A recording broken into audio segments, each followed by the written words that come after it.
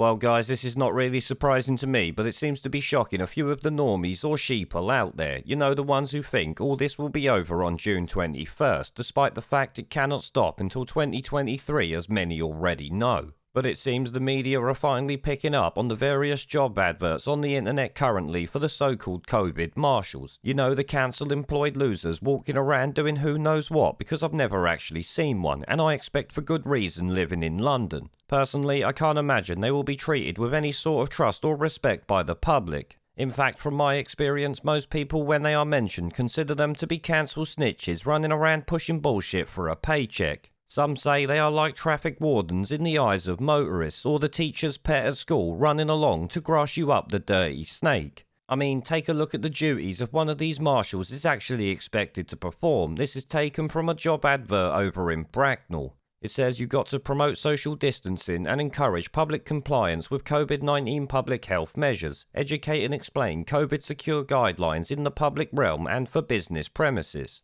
Identify and support businesses and premises not following guidelines, escalating as appropriate. The last bit obviously meaning a cancel snitch against your fellow citizens and local businesses. That is obviously pretty fucking low, I'm sure you would agree.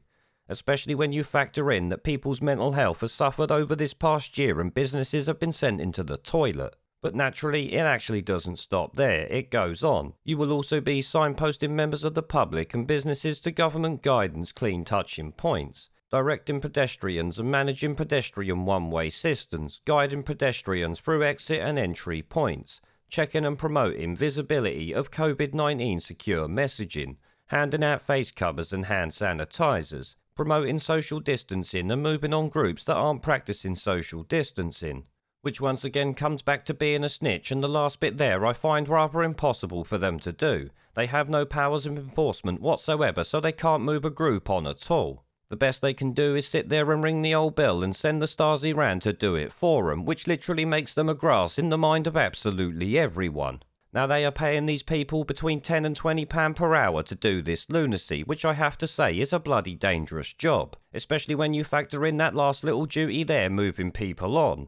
You walk up to a group saying you must leave because you look to be having too much fun, the government has not sanctioned, you are putting yourself in real danger. Many people, especially when in groups, are not going to take very kindly to you coming over and even talking to them, let alone telling them to do something. Then of course you have to consider it morally. In my mind, doing this job would be morally repugnant, so I could never do it, but there will be people who won't care about that. Money, as you know, is money after all, especially in the shit show we find ourselves in now. That is not really important or even the topic of this video. What is important is the fact that this will be going on for a long time yet. If you think June 21st means freedom, then I look forward to laughing at you when they move the goalposts again. This COVID-19 martial bullshit until 2023 should really prove it to you, even if the 2 weeks to save the NHS or flatten the curve 401 days ago didn't prove it enough.